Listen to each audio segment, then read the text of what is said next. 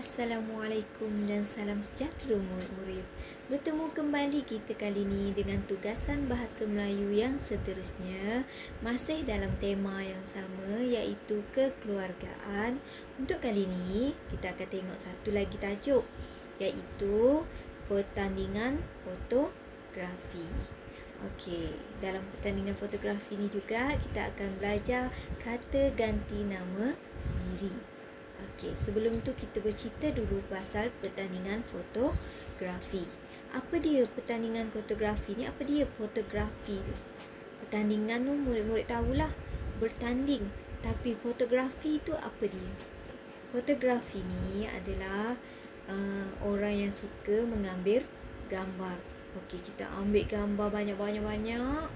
Kemudian kita buat sebagai koleksi kita.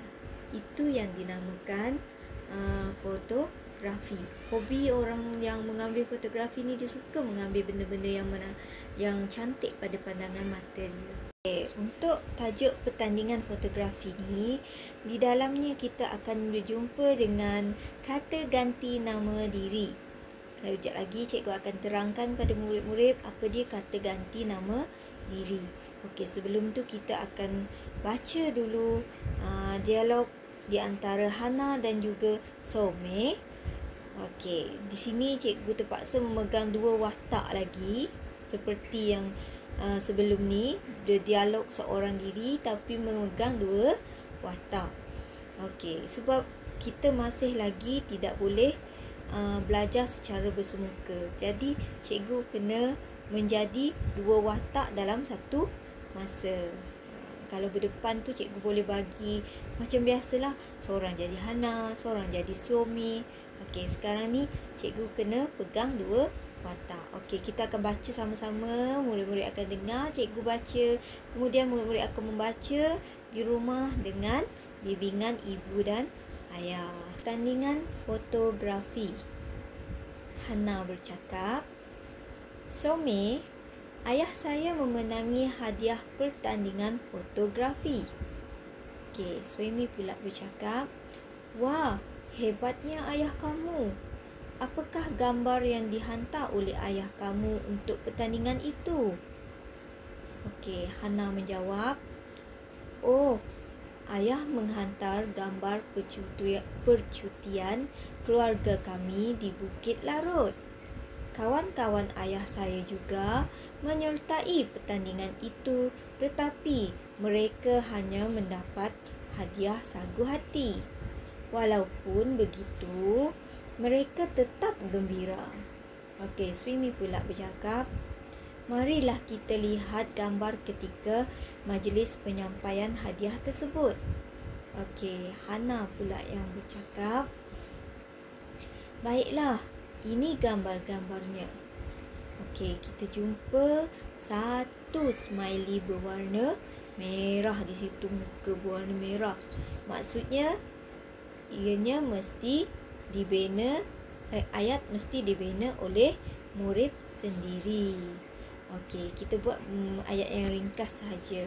Mungkin kita boleh nyatakan, "Baiklah, ini gambar-gambarnya." Swimi. Okey, mungkin Swimi akan jawab, "Wah, memang menarik gambar-gambar ini." Okey, murid boleh buat berbagai ayat sendiri di situ. Setiap kali kita berjumpa dengan yang mengisi tempat kosong dan minta kita menyambung ayat tersebut, kita boleh buat ayat tersebut berdasarkan gambar ataupun berdasarkan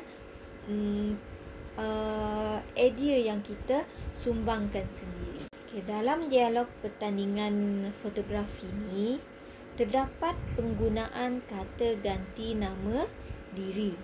Apa dia kata ganti nama diri? Okey, sekejap lagi cikgu akan terangkan apa dia kata ganti nama diri. Okey, jom kita lihat slide yang seterusnya. Kata ganti nama diri. Apa yang dimaksudkan sebagai kata ganti nama diri ini? Okey, kata ganti nama diri ialah perkataan yang merujuk diri orang tertentu, iaitu kata ganti nama diri pertama, kata ganti nama diri kedua dan kata ganti nama diri ketiga. Macam mana nak tahu dia tu kata ganti nama pertama ke, kedua ke, ataupun ketiga? Okey, kita boleh buat fahaman seperti ini. Okey, kata ganti nama diri pertama merujuk pada diri kita sendiri. Kata ganti diri kedua ialah merujuk pada dua orang ataupun kita dengan kawan kita. Okey, untuk kata ganti nama diri yang ketiga, lebih daripada dua orang, contohnya seperti 3 orang, 4 orang, 5 orang atau dalam bilangan yang ramai. Okey, kalau kita tengok contoh, apa dia contoh kata ganti nama diri pertama? Okey, kita tengok. Contoh kata ganti nama diri pertama ialah saya, aku. Kita melambangkan diri kita, saya, aku. Okey. Kata ganti nama diri kedua, contohnya kamu, engkau. Okey. Itu untuk kita dengan kawan kita. Okey. Untuk yang ketiga, kata ganti nama diri ketiga untuk golongan bilangan yang ramai, lebih daripada 2 orang. Contohnya dia, mereka, beliau. Okey, itu melambangkan kata ganti nama diri ketiga, iaitu orang yang agak ramai. Itu sahaja cara untuk kita nak faham apa dia kata ganti nama diri pertama, kedua dan juga ketiga. Okey, kita tengok pula contoh ayat yang menggunakan kata ganti nama diri. Okey, kalau kita tengok kata ganti nama diri pertama, contoh ayat dia, ayah saya memenangi pertandingan fotografi. Okey, ini cikgu ambil daripada petikan dialog tadi. Okey, di situ penggunaan kata ganti nama diri pertama ialah saya. Okey, kita tengok contoh kata ganti nama diri kedua pula. Okey, wah, hebatnya kamu. Okey, kata ganti nama diri kedua yang terlibat di situ ialah kamu.